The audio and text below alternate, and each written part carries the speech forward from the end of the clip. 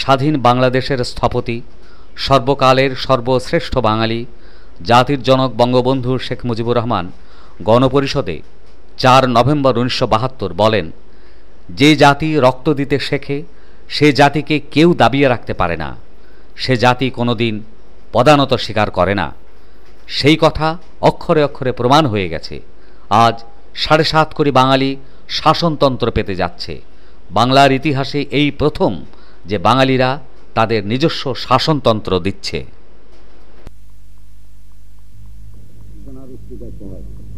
আজ 7.5 কোটি বাঙালি তাদের শাসনতন্ত্র পেতে যাচ্ছে।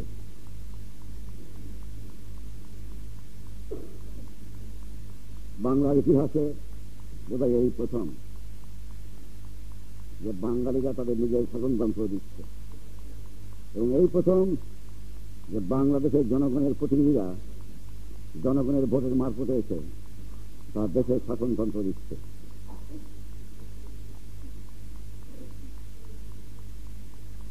আমাকে স্মরণ করতে হয় আমার অনেক দিনের ইতিহাস আলোচনা করতে হয়, তা আমি করতে চাই না। তদানীন্তন ভারতবর্ষ, বাংলাদেশ, যাকে আমরা সাবকন্টিনেন্ট বলতাম, সেই যুগে যে স্বাধীনতা সংগ্রাম হয়েছে, যদি হিসাব করে দেখা যায় বাংলাদেশের স্বাধীনতা সংগ্রামীরাই রক্তদান বেশি করেছিল। দেখা যায় তার স্বাক্ষর আছে চট্টগ্রামের জালালাবাদ, স্বাক্ষর আছে বাংলাদেশের ঘরে ঘরে মা বোনদের কাছে। বাংলার এমন কোন জেলা মহকুমা ছিল না ইংরেজ যখন এই দেশে শাসন করত বাংলার থেকে বিদ্রোহের বানর জেলে উঠেছিল। সেই দাবানল আলোচনা যদি করতে যাই, যে সিপাহী বিদ্রোহ হয়েছিল বাংলার মাটি থেকে শুরু হয়েছিল। তারপরে যখন বাংলাদেশের অফিসার বিদ্রোহ হয়েছিল, সে বাংলার মাটি থেকে হয়েছিল। তারা ফাঁসি কাছে ঝুলেছিলেন, কিন্তু বারবার তারা সংগ্রামে এগিয়ে গিয়েছিলেন। কিন্তু ভোগ করেছেন অনেকে, তাতে আমাদের আপত্তি নাই। তো দুঃখী বাঙালির জীবনে সুখ কোনদিন আসে নাই, কারণ বাংলার দুঃখের জন্য বাঙালি দুঃখের জন্য একজন ঠাট্টা করে আমাকে বলেছিল, তোমার বাংলার উর্বর জমি তোমার দুঃখের বেশি কারণ। কারণ বারবার যুগে যুগে দেখা গেছে শকুনের দল বাংলার উপরে ঝাঁপিয়ে পড়েছে, কারণ তার অর্থ সম্পদের দিকে উদ্দেশ্যে চলে গেছে সমস্ত দুনিয়া এবং তদানীন্তন ভারতবর্ষের যে সমস্ত শোষক ছিলেন তারা বাংলার অর্থ, বাংলার সম্পদ লুট করে নিয়ে গেছে বাংলার মাটির থেকে। গৃহহারা, সর্বহারা কিছু দুঃখী বাঙালি সারা জীবন পরিশ্রম করেছে, খাবার পায় নাই। তাদের সম্পদ দিয়ে গড়ে উঠেছে কলকাতার বন্দর, তাদের সম্পদ দিয়ে গড়ে উঠেছে বম্বের শহর, তাদের সম্পদ দিয়ে গড়ে উঠেছে মাদ্রাস, তাদের সম্পদ দিয়ে গড়ে উঠেছে করাচি, তাদের সম্পদ দিয়ে গড়ে উঠেছে ইসলামাবাদ, তাদের সম্পদ দিয়ে গড়ে উঠেছে লাহোর, তাদের সম্পদ দিয়ে গড়ে উঠেছে ডান্ডি, গ্রেট ব্রিটেন। বাংলার সম্পদ, এই বাংলার সম্পদ বাংলার দুঃখের কারণ ছিল। সংগ্রামী বাঙালিরা বারবার এর বিরুদ্ধে প্রতিবাদ করেছে, এর বিরুদ্ধে যুদ্ধ ঘোষণা করেছে। যুদ্ধ ঘোষণা করেছে তিতুলি, যুদ্ধ করেছে হাজী শহীদুল্লাহ। তাদের কথা শ্রদ্ধা করে আজ স্মরণ করতে হয়। তার বাঙালি আজ শাসনতন্ত্র পেয়ে যাচ্ছে, স্মরণ করতে হয় সে বাংলা ফজল হকের কথা, স্মরণ করতে হয় সর্বাধিক মরহুমের কথা, স্মরণ করতে হয় যে কলম দিয়ে স্বাধীনতা সংগ্রামে সাহায্য করেছেন মানিক মিয়ার কথা, স্মরণ করতে হয় অনেক আত্মত্যাগী সহকর্মীরা জীবন দিয়েছে এই স্বাধীনতার সংগ্রামে। স্বাধীনতার সংগ্রাম 9 মাস হয় নাই, স্বাধীনতার সংগ্রাম শুরু হয়েছে 1947 সালের পর থেকে। তার ধাপে ধাপে সেই সংগ্রাম এগিয়ে গেছে, কারণ সংগ্রামের একটা ইতিহাস আছে, একটা আস্তে আস্তে প্রকৃতি আস্তে আস্তে এগিয়ে দিতে হয়। একদিনের সংগ্রাম চরম পর্যায়ে 9 মাস আমরা চরম সংগ্রাম করেছি, কিন্তু সংগ্রাম শুরু হয়েছে অনেক দিন থেকে। 47 সালে বাংলাদেশকে যখন ভাগ করে সংখ্যায় মেজরিটি হওয়া সত্ত্বেও বাঙালিরা সব কিছু হারিয়ে ফেললেন। জনাব জিন্নাহ সাহেব, যাকে অনেকে তখন নেতা বলে মানতাম, তিনি বাংলাকে আবার শগুনদের হাত থেকে আর শগুন হাতে ফেলে দিয়ে করাচিকে রাজধানী কায়েম করলেন। এমনকি জিন্নাহ সাহেব মরার সময় যে গীত করে গেছিলেন, সেদিনের মধ্যে পেশোয়ার বিশ্ববিদ্যালয়ে পয়সা পেয়েছিল, বোম্বের হাসপাতালও পয়সা পেয়েছিল, করাচির স্কুলকেও তিনি দান করেছিলেন, কিন্তু বাংলার মানুষের জন্য এক পয়সা দান করে যান নাই। বাংলার মানুষ আমরা বুঝতে পারি নাই, আমরা হুজুকে মাটি, পরের ছেলেকে বড় করে আমরা দেখি। এই ছিল আমাদের বাঙালিদের দুর্ভাগ্য।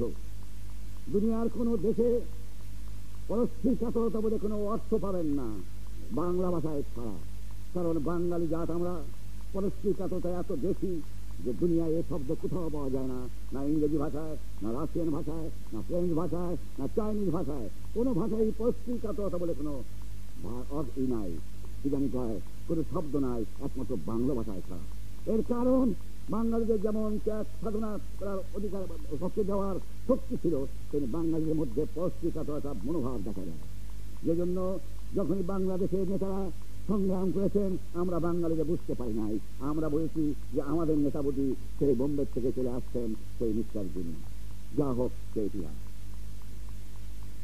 তারপরে 1947 সালের পর থেকে সে কঠিন ইতিহাস যারা জানেন, যারা করেছেন, যারা দেখেছেন। স্পিকার সাহেব, 1952 সালের আপনি যখন আমার কাছে এসে আমার অফিসে বসে বসেন, একখানা ভাঙ্গা চেয়ার, একখানা একটা ভাঙ্গা টাইপরাইটিং মেশিন আর একটি কর্মী নিয়ে সেদিন বসেছিলাম আপনাকে নিয়ে।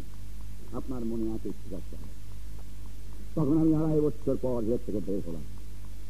1947 সালের পরের থেকে যে বিরাট ষড়যন্ত্র চলল বাংলাদেশের মানুষকে কলোনি করার জন্য, বহু আগেই পশ্চিমা শক্তিবর্গ ও শক্তি বাংলাদেশ ত্যাগ করতে হতো। দুঃখের বিষয়, বাংলাদেশের এক দল লোক ছিল যারা স্বাস্থ্যের লোভে, পদের লোভে, অর্থের লোভে তাদের সঙ্গে বারবার হাত মিলিয়েছে আর চরম আঘাত করেছে আমাদের উপরে।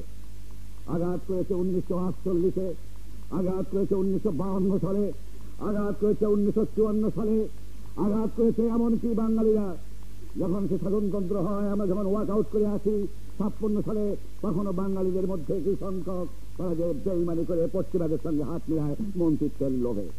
1958 সালের মাশাআল্লাহ এটা বাংলার উপরে আসে।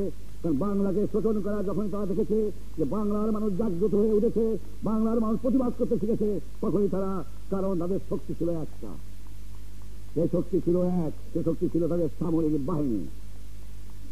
ইংরেজ সামরিক বাহিনী তাদের সাম্রাজ্য রক্ষা করার জন্য পাঞ্জাবের কয়েকটা এরিয়া বেছে নিয়েছিলেন, যেখান থেকে সামরিক বাহিনীর লোকদের রিক্রুট করা হতো। বাঙালিদেরকে বিশ্বাস করা হতো না, বাঙালিদের সামরিক বাহিনী নেওয়া হতো না, কারণ বাঙালিদের বিদ্রোহ করে, এই ছিল তাদের দোষ। স্বাধীনতা শতাকরিত স্বাধীনতা 1947 সালে একমাত্র পশ্চিম পাকিস্তান সংখ্যায় বাঙালিরা বেশি, বুদ্ধিতে বাঙালিরা ভালো, লেখাপড়া বাঙালিরা বেশি জানে, আজকের বাঙালিদের বেশি, কিন্তু একটা জিনিসের অভাব বাংলাদেশ ছিল, যার জন্য বারবার বাঙালিরা মার খেল। চেষ্টা করেছে আমাদের অনেক সহকর্মীরা, সত্য কথা, সেটা ছিল সামরিক বাহিনীর শক্তি। সংখ্যায় বেশি হয়েও কোনদিন বাঙালিরা অধিকার করতে পারে নাই। যখন তারা অধিকার প্রতিষ্ঠা করতে গিয়েছে, তখনই আঘাত হয়েছে, চরম আঘাত। 1954 সাল 92 ক ধারা, ছেলে বাংলা ঘরের মধ্যে অন্তরীণ, আমি সহ আমার 50 জন সহকর্মী, তখন তদানীন্তন MLA এবং প্রায় 5000 কর্মী আমাদের গ্রেপ্তার হয়ে জেলে যায়। তারা ছিলেন প্রায় আওয়ামী লীগের কর্মী, অন্য কোন দল তখন হয়ে ওঠে না। সেই যুগের ইতিহাস, সংগ্রামের ইতিহাস, সে কথা কল্পনা করতেও আমার কি হইয়া উঠি। যখন মানুষের স্থান দিত না, কারো বাড়িতে জায়গা পেতাম না, আত্মীয় ভয় করত, পয়সা থেকে সাহায্য করতো না, কারো কাছে দাঁড়াবার মতো স্থান ছিল না, সেই যুগে যারা 1947 সালের থেকে মুসলিম লীগের 3 নেতাদের জীবিত অবস্থায় যারা এদেশে বিরোধী পার্টি এবং সংগ্রামের পতাকা উত্তোলন করেছিল, তাদের কথা যদি আমি স্মরণ না করি তাহলে অন্যায় করা হবে। তাদের কথা শ্রদ্ধার সঙ্গে আমি স্মরণ করি। তারপরে স্মরণ করি এই 25 বছরে বাংলাদেশের পথে ঘাটে, রাস্তায়, রাজপথে বাংলার ছেলে মেয়েদের যে রক্ত গিয়েছে, যে হাজার হাজার লক্ষ লক্ষ মায়ের কোল খালি হয়েছে, যে লক্ষ লক্ষ মা বোন জীবন দিয়েছে, লক্ষ লক্ষ মা বোন ইজ্জত দিয়েছে, লক্ষ লক্ষ ছেলে আজ শেষ হয়ে গেছে। কত মা আজ গৃহহারা, কত মা আজ পুত্রহারা, কত সংসার আজ সরকার তার সীমা নাই। শেষ পর্যন্ত কত খেলা খেলে গেল। আসেন এক একজন উড়ে এসে পড়তেন। যে কথা আমরা বলেছিলাম, যে জাতি আপনার মনে আছে স্পিকার সাহেব, নির্বাচনের পূর্বে নির্বাচনের পরে আমি বলেছিলাম, যে জাতি রক্ত যে শেখে সে জাতিকে কেউ দাবায় রাখতে পারে না, সে জাতি কোনদিন পদাহত স্বীকার করে না। সে কথা অক্ষরে অক্ষরে আজ প্রমাণ হয়ে গেছে। জানি অনেকে দালালি করেছেন, প্রগতির নামে অনেকেই এখানে দালালি করেছেন, প্রগতির নামে অনেকে আইয়ুব খানের দালালি করেছেন, অনেকের জন্ম হয় না রাজনৈতিক জীবনে, তারাও অনেক সময় সমালোচনা করেন।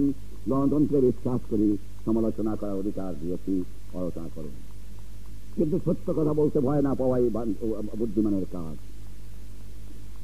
আজ গত সংগ্রামের সময় অনেকেই কথা বলে থাকেন, যখন 25 মার্চ তারিখে আক্রমণ চালায়, যখন আমার বাইকে মেশিন গান মেরে আমাকে গ্রেফতার করে, আমার সহকর্মীদের আমি হুকুম দিয়েছিলাম, তাদের বলেছিলাম, যাও চলে যাও, যার এরিয়ায় প্রতিরোধ আন্দোলন গড়ে তোলো এবং সংগ্রাম চালিয়ে যাও।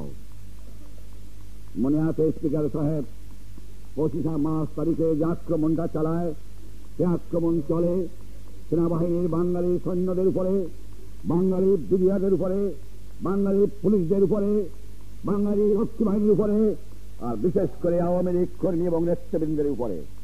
আর যারা এই দেশের দুঃখী মানুষ, তাদের বস্তি পড়ায় দেওয়া হয়, রাস্তায় রাস্তায় ঢাকা শহর থেকে আরম্ভ করে সেদিন চলে যায়, সেদিন সেই অত্যাচার শুরু হয় এবং মেশিন গান চলে।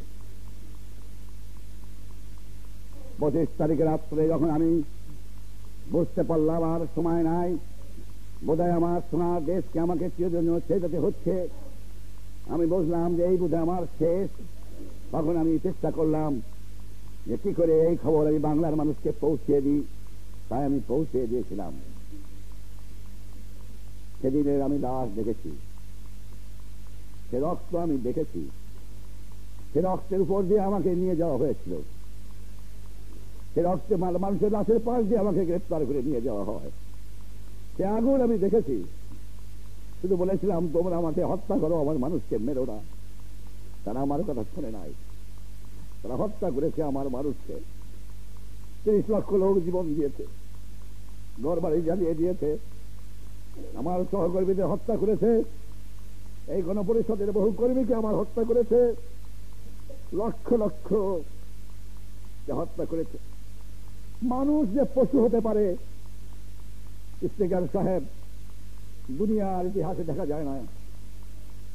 হালুগা খাঁর গল্প পড়েছি, চেঙ্গিস খাঁর গল্প পড়েছি, হিটলারের গল্প পড়েছি, মুসলিনের গল্প পড়েছি, কিন্তু মানুষ যে এত বড় পশু হতে পারে যে 2 বছরে দুধের বাচ্চাকে হত্যা করে তার বুকের গোল রেখে দেয়, বড় জয় বাংলা গাছের মধ্যে টানিয়ে রাখে। মানুষ যে পশু হতে পারে 70 বছরের বৃদ্ধের উপর পাশাপাশি অত্যাচার করা। মানুষ কেমন করে এত পশু হতে পারে যে লক্ষ লক্ষ দুধের বাচ্চাকে ধরে গুলি করে হত্যা করা। কেমনের ওপর আজ অস্ত্র নাই, গ্রামে গ্রামে জ্বালিয়ে দিয়ে হত্যা করেছে আমার লক্ষ লক্ষ দেশি জনসাধারণ। সে রক্ত আমরা ভুলতে পারবো না, তাদের কথা আমাদের স্মরণ করতে হয়। রাজনীতিতে আওয়ামী লীগ বা আমি, আমার সহকর্মীরা ক্ষমতার জন্য রাজনীতি করি নাই, ক্ষমতার জন্য রাজনীতি করতে চাই না। ক্ষমতা চাইলে বহু ক্ষমতা ভোগ করতে পারতাম, সারা দেশের প্রধানমন্ত্রী আমি হতে পারতাম, আমার সহকর্মীরা বাংলার মন্ত্রিত্ব করতে পারত। কিন্তু বাংলার মানুষের কাছে ওয়াদা করেছিলাম, বাংলার মানুষকে মুক্ত করতে হবে, বাংলাদেশের মানুষ সুখী হবে, বাংলার সম্পদ বাঙালিরা ভোগ করবে। সেই জন্যই সংগ্রাম করেছিলাম। স্পিকার সাহেব, বক্তৃতা করা আমি ছেড়ে দিয়েছি, প্রায় আমি ইমোশনাল হয়ে যাই। আমার সহকর্মীরা ঘর বাড়ি ছেড়ে, তাদের এমন কোন কর্মী অ্যাসেম্বলি মেম্বার নাই এখানে যে অ্যাসেম্বলি মেম্বাররা ঘর বাড়ি জ্বালিয়ে দেওয়া হয় নাই, আত্মীয় স্বজনকে হত্যা করা হয় নাই। অনেকে অনেক কথা বলেন, বলাটাই স্বাভাবিক। তার বিরুদ্ধে মানুষ বলে যে কাজ করে, যে কাজ করে না তার বিরুদ্ধে তো মানুষ বলে না। কোন কর্মীর বাড়ি বা ঘর আছে আওয়ামী লীগের? কোন সদস্য আমার এখানে আছে যার ঘর বাড়ি জ্বালিয়ে দেওয়া হয় নাই, সর্বশান্ত করে নাই? তবুও তো তার ক্ষমতায় আঁকড়ে রাখতে চাইল না। সেই জঙ্গলের মধ্যে যে আমার সহকর্মীরা সেদিন সরকার আমি ছাড়া আমি নাই তাদের কাছে, তারা তারা বুঝতে পারছে না কি হবে। আমি স্বাধীনতা ঘোষণা করে বলে দিয়েছি, সমস্ত জেলায় মহকুমায় একই সঙ্গে প্রতিরোধ আন্দোলন শুরু হলো। আমার সহকর্মীরা জঙ্গলের মধ্যে যে স্বাধীন সরকার গঠন করে দুনিয়ার দৃষ্টি আকর্ষণ করে সংগ্রামে লিপ্ত হলো। সেদিন তো অনেকে এগিয়ে আসেন নাই, সেদিন তো অনেকে আরামে খেয়েছেন, সংগ্রামের কথা চিন্তা করেন নাই। সে ভাঙাচোরা দলকে নিয়ে দেশের জনগণকে যাকে অত্যাচার করে তাদের দিয়ে মুক্তি বাহিনী গঠন করে দুনিয়ার কাছে সমস্ত কিছু পেশ করে তারা আবার মুক্তি বাহিনী নিয়ে সংগ্রাম শুরু করলো বাংলার মাটিকে রক্ষা করার জন্য। নির্ভীক বাংলার সৈনিক, নির্ভীক বাংলার পুলিশ, নির্ভীক বাংলার বিডিআর, নির্ভীক বাংলার মুক্তি বাহিনীর ছেলেরা, ছাত্র, যুবক, কিশোর, শ্রমিক, বুদ্ধিজীবী, সরকারি কর্মচারীর এক অংশ ঝাঁপিয়ে পড়ল সেই নমরুদদের বিরুদ্ধে। সেই সংগ্রাম হল চরম সংগ্রাম। অস্ত্র কেড়ে নিল সকলের হাত থেকে। তখনও তারা অস্ত্র পায় নাই কোন জায়গার থেকে, দেশের মধ্যে থেকে অস্ত্র জোগাড় করে নিয়ে তারা সেখানে সংগ্রাম করলো এবং প্রায় 1 মাস 2 মাস পর্যন্ত বিভিন্ন জেলা মুক্তি বাহিনীর হাতে ছিল দখলে। কিন্তু সাম্রাজ্যবাদী শক্তির সাহায্যে পাকিস্তানের বর্বর বাহিনীরা বড় অস্ত্র পেয়ে গ্রামকে গ্রাম, শহরকে শহর জ্বালিয়ে দিয়েছিল, কিন্তু পদানত করে নাই বাঙালি। সেই জন্য আমি স্মরণ করি সেই 35 লক্ষ লোক যারা রক্ত দিয়েছে, শহীদ হয়েছে। আমি স্মরণ করতে চাই যে সমস্ত ভাইয়েরা আমার আজ পঙ্গু হয়ে বসে আছে। কর্তব্য করতে চেষ্টা করেছি, সাহায্য করতে চেষ্টা করেছি, পঙ্গু ভাইদের জন্য ট্রাস করে দিয়েছি। 4 কোটি টাকা খরচ করে জীবন ভরা পেনশন পায়, তাদের কথা স্মরণ করি। স্মরণ করি আমার সেই নির্যাতিত মা বোনদের কথা। 2 লক্ষ মা বোন, নির্যাতিত মা বোন আজ ক্যাম্পে ক্যাম্পে আছে। তাদের করতে তাদের ইজ্জত নষ্ট করে দিয়ে গেছে পাকিস্তান, ইসলামের নামে পশ্চিম পাকিস্তানের দস্যুরা। আজও ইসলাম বলে মুসলমানরা বলে চিৎকার করতে লজ্জা বোধ করে না। 2 লক্ষ মা বোনদের কথা স্মরণ না করলে অন্যায় করা হবে যাদের এই দুরবস্থা। যাক, আমরা স্বাধীনতা পেয়েছি রক্তের বিনিময়ে। এই শাসনতন্ত্র শহীদদের রক্ত দিয়ে লেখা। আমি পূর্বে বলেছিলাম, কোন দিন কোন দেশে কোন যুগে আজ পর্যন্ত এত বড় রক্তক্ষয়ী সংগ্রামের পরে এত তাড়াতাড়ি শাসনতন্ত্র দিতে পারে না এবং দেয় নাই। দেশের যে অবস্থা ছিল জনসাধারণ জানে। কয়েক পাউন্ড বৈদেশিক মুদ্রা ছিল সকলের জানা আছে। রাস্তাঘাটের কি অবস্থা ছিল সবই আপনারা জানেন। চালের গুদামে কি খাবার ছিল সবেরই জানা আছে। মানুষের ভুললে চলবে না স্পিকার সাহেব যে বাংলাদেশ একটা কলোনি ছিল। 80% কাপড় চুপড় যা কিছু বলেন পশ্চিম পাকিস্তান থেকে বাংলাদেশে আসত, বিক্রি অর্থবান পশ্চিম পাকিস্তানে নিয়ে যেত। সব কিছুই তারা ধ্বংস করে দিয়ে যায়। যাওয়ার বেলা গর্ব করে বলে যায় যে স্বাধীনতা দিলা বাংলাকে এমন জায়গায় করে দিয়ে গেলাম, লক্ষ লক্ষ লোক না হয়ে মরবে আর মাজা দাঁড়াতে পারবে না। আশা করি বাংলার মানুষ মাজা টান করে দাঁড়াবার মতো অবস্থা হয়েছে। যাই হোক, আমি স্পিকার সাহেব 9 মাসের মধ্যে শাসনতন্ত্র দিয়ে, মানুষের মৌলিক অধিকার দিয়ে, কারণ আমরা বিশ্বাস করি জনগণের উপরে আস্থা নিয়েই পাকিস্তানের সামরিক যুদ্ধে সংগ্রাম ঝাঁপিয়ে পড়েছিলাম। জনগণের উপর আমাদের আস্থা রয়েছে। জনগণকে আমি বলেছি, আগেই বলেছি, জনগণকে আমরা ভয় পাই না, জনগণকে আমরা ভালোবাসি। সেই জন্য আমরা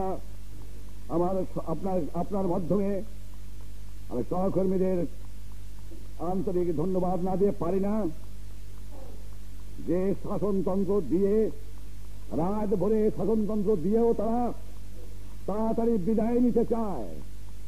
অ্যাসেম্বলি 5 বছরের জন্য আমরা চালাতে পারতাম যদি কেউ চ্যালেঞ্জ করতেন। বাংলার মানুষের কাছে গণভোট দিয়ে প্রমাণ করে দিতাম যে বাংলার মানুষ কাদের ভালোবাসে, কিন্তু চাই নাই স্পিকার সাহেব। চেয়েছি মানুষের অধিকার, সে অধিকারের জন্য সংগ্রাম করেছি বলেই আজ শাসন তত্ত্ব দিয়েছে আমার সহকর্মীরা।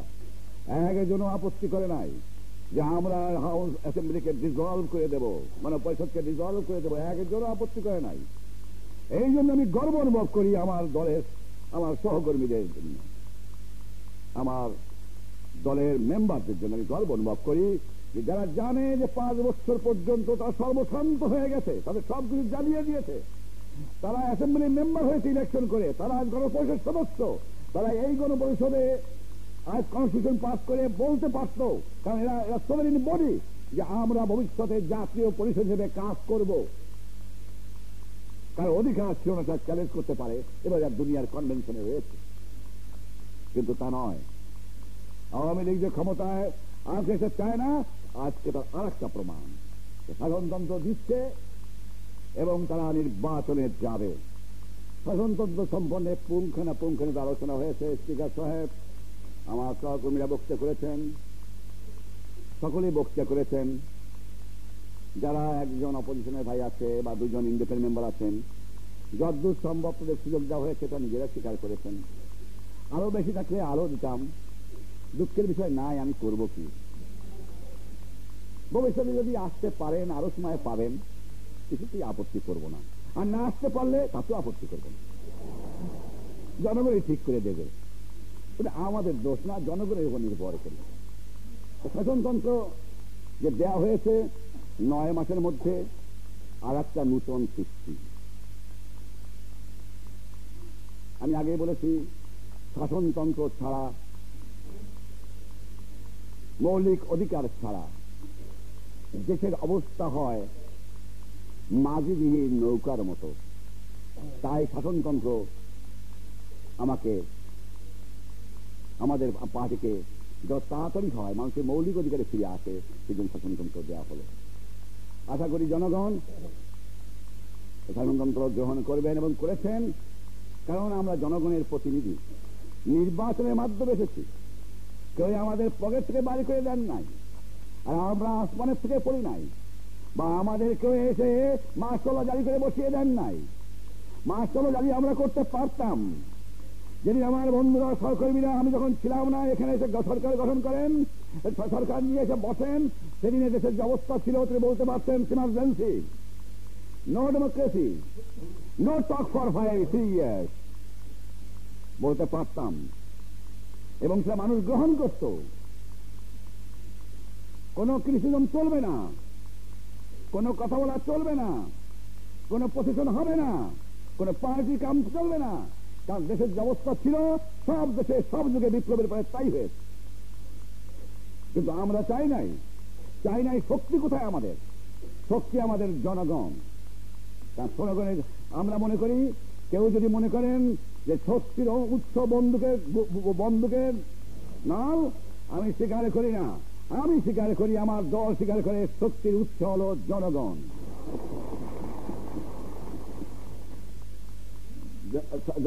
স্পিকার সাহেব, 4টে স্তম্ভের উপরে এই শাসনতন্ত্র করা হয়েছে। মূল হল 4টি। এই সম্বন্ধে বিস্তারিত আলোচনা এই হাউসে হয়েছে। আমার সহকর্মীরা সকলেই বক্তৃতা করেছেন। আমার যিনি কামাল হোসেন সাহেব, তিনি অনেক কথা উত্তর দিয়েছেন, অন্যান্য সদস্য বক্তৃতা করেছেন। এবং এই যে 4টে স্তম্ভের উপরে শাসনতন্ত্র করা হলো, শুধু জনগণ ভোট দিয়ে আমাদের এই জিনিসটাকে প্রমাণ করে যান না, এই যে 4টে স্তম্ভই বাংলাদেশের মানুষের মৌলিক অধিকারের একটা মূল বিধি। শুধু তাই নয়, 30 লক্ষ লোক জীবন দিয়েও তা প্রমাণ করে গেছে। শুধু ভোটের মাধ্যমে নয়, রক্তের মাধ্যমে প্রমাণ করে গেছে।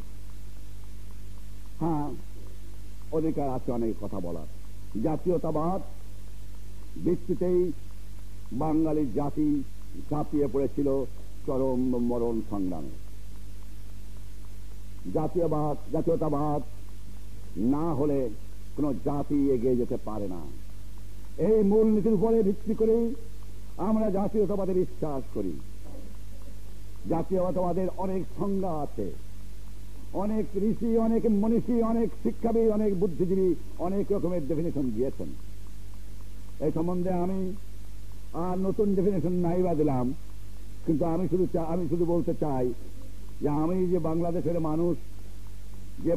মানুষ জাতীয়বাদ, সেইখানে শুধু একটা কথাই আমি বলতে চাই যে ভাষা বলেন, কৃষ্টি বলেন, সভ্যতা বলেন, সকল করে সাথে সাথে একটা জিনিস রয়েছে, সেটা হলো অনুভূতি, যে আমি একটা জাতি।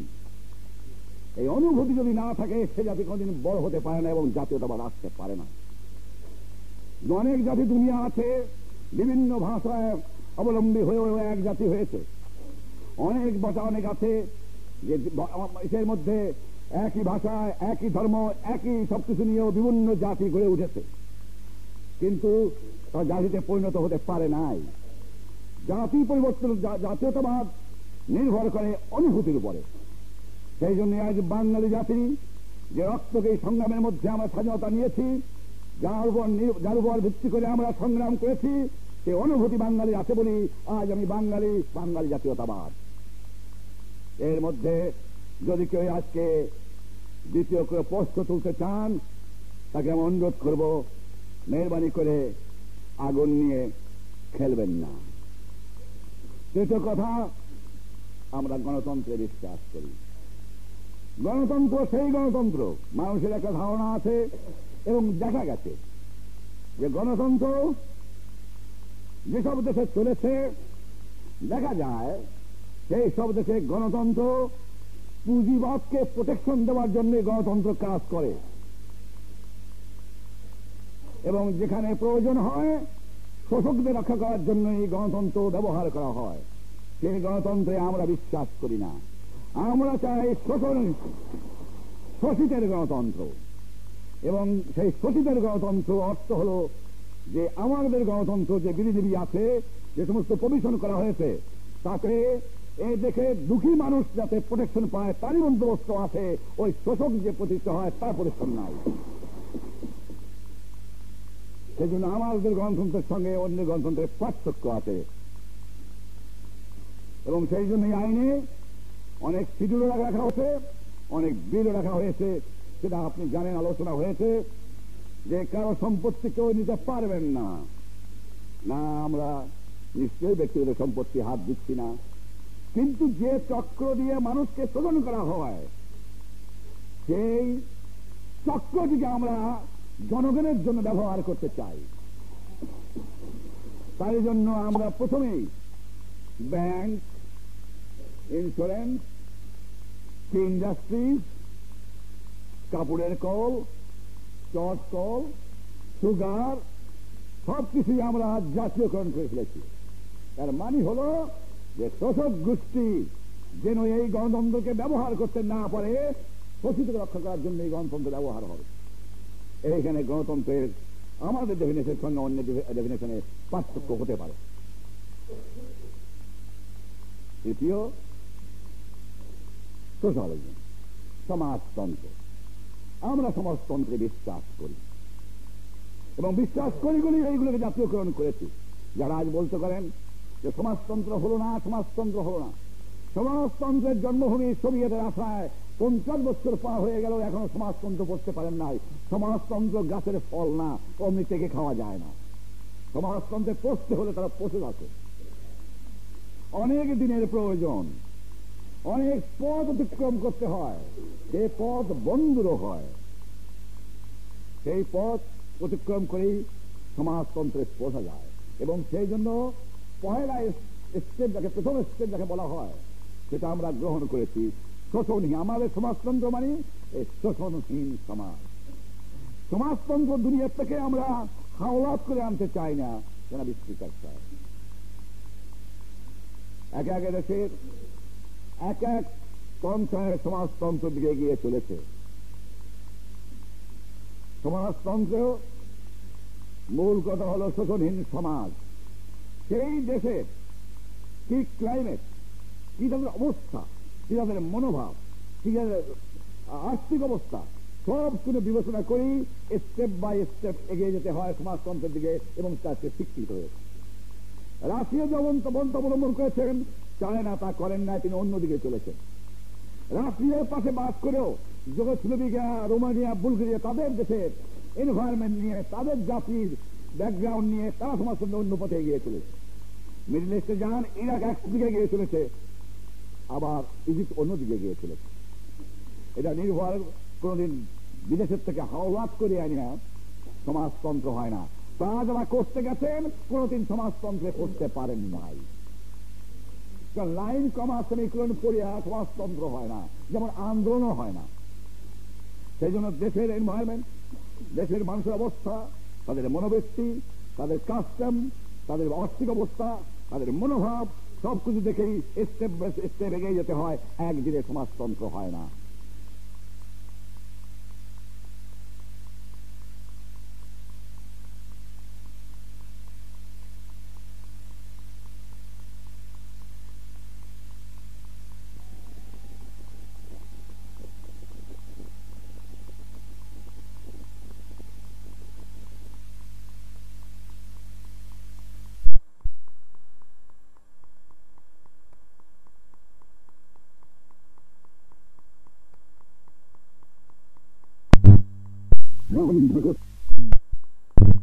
ভবিষ্যতে 25 বছর আমরা দেখেছি যে ধর্মের নামে কেজুয়া চুরি, ধর্মের নামে শোষণ, ধর্মের নামে বেইমানি, ধর্মের নামে অত্যাচার, ধর্মের নামে খুন, ধর্মের নামে ব্যভিচার এই বাংলার মাটিতে চলেছে।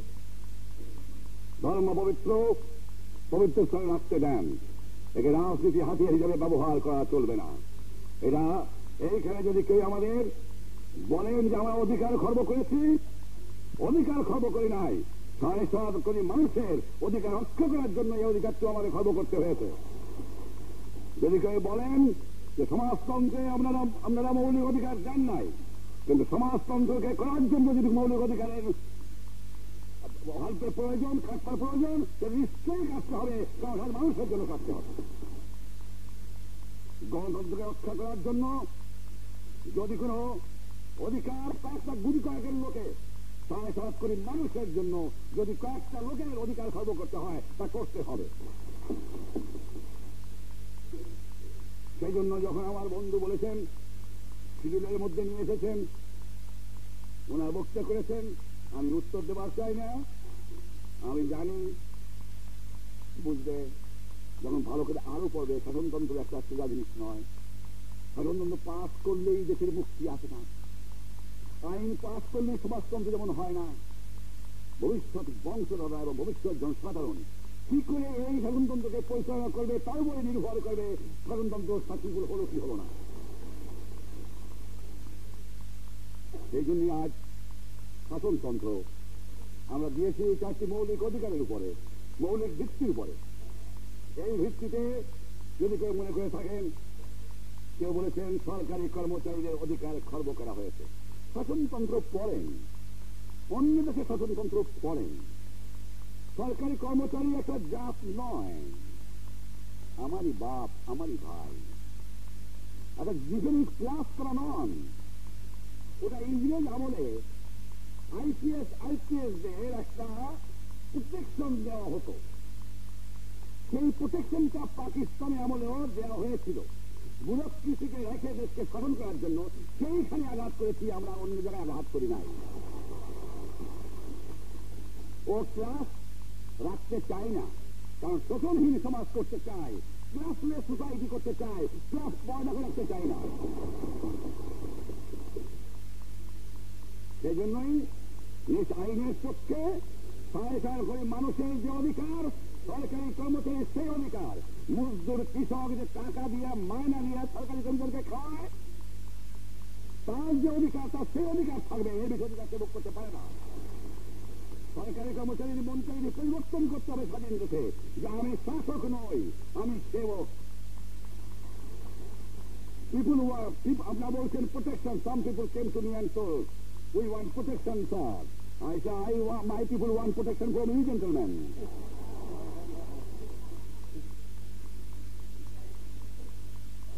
কিন্তু আমরা ভুলে গেছি মেন্টালিটি আমূল পরিবর্তন করা দরকার।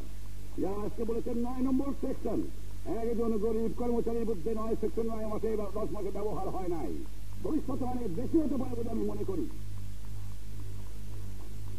আমার দেশের মানুষের তার ওই আমি কোন কর্মচারী হয়েছি এই বলে ধাপে আমি এগিয়ে বড় হয়ে যাবো তা নয়। যে এখানে কাজ করবে সেই লোকেরা তাকে কতটুকু ভালোবাসে তার উপরে নির্ভর করবে তার প্রমোশন এবং তার ইজ্জত। কোন গরিব কর্মচারীর অধিকার থাকবে সেখানে, গরিব কর্মীকে বলে কেউ হাত দেবার পারবে না। আমি তাদের জন্য জীবন ভরে সংগ্রাম করেছি, তাদের পাশে আমি ছিলাম এবং আজও আছি, ভবিষ্যতে থাকবো। কিন্তু ওই ক্লাস তারা চেষ্টা করেছে গরিব কর্মচারী বুঝাবার জন্য। ব্যাপারটা আমি জানি যে শুরু রাখা হয়েছে যে আমরা যে অ্যাডমিনিস্ট্রেটিভ রিঅর্গানাইজেশন কমিটি করেছি, তাতে আমি কমিশনের মেম্বারদের দেখে বলেছি যে আমাদের মনোভাব হল এই, সেটা কি যে 100 আমার বন্ধু কামাল সাহেব বলেছেন 125 স্টেট আর প্রভিন্সিয়াল গভর্নমেন্ট 33টা স্টেট, মানে আমার গরিব পিয়ন থেকে আর উপর পর্যন্ত 35টা আর 133টা, এর মধ্যে কত যে ভাগ, মানে যার যেখানে সুবিধা হয়েছে তার সেকশন করে নিয়ে তাকে প্রমোশন দিয়েছে। সেজন্য আমরা বলেছি যে আমরা 7 আসমান পার হয়ে যাওয়া হয়ে আমাদের 7টার বেশি স্টেট জন্য না হয় সরকারি কর্মচারীর মধ্যে, নিজের থেকে উপর পর্যন্ত মাত্র 7টা স্টেট থাকবে। এই থেকে বাধা সৃষ্টি করার জন্য কিছু কিছু লোক তার গোপনে গোপনে ফুসফুস করে এমপিদের কাছে যাওয়া আসা করেছেন এবং গোপনে বৈঠক করেছেন, বহু ক্ষমা করা হয়েছে। আমরা রক্তের থেকে আন্দোলনের মাধ্যমে আমাদের পয়দা, আমরা এহিয়া খান আয়ুব খানের মতো এসে ঝাপাইয়া তকমা নিয়ে পড়ি নাই, আমরা চুঙ্গ নিয়ে রাস্তায় রাস্তায় ঘুরতে ঘুরতে নেতা হয়েছি, আমরা জানি। কিন্তু আজ যদি কেউ মনে করে থাকেন এহিয়া খান এবং আয়ুব খানের প্রশাসন করেছেন পারেন, তারা ভুল করেছেন। যেদিন জল্লাদ বাহিনী রেসকোর্স ময়দানে মুক্তি বাহিনীর কাছে এবং আমাদের বন্ধু রাষ্ট্র ভারতের জয়েন্ট কমান্ডের কাছে সারেন্ডার করে, নিত্য বাহিনীর কাছে সারেন্ডার করে, সেই তারিখটি আপনার মনে আছে স্পিকার সাহেব, 16ই ডিসেম্বর, ঐতিহাসিক 16ই ডিসেম্বর। এই শাসনতন্ত্র 16ই ডিসেম্বর তারিখের থেকে কার্যকরী হবে, কারণ এই দিনটি আমাদের রক্তাক্ত এলাকা।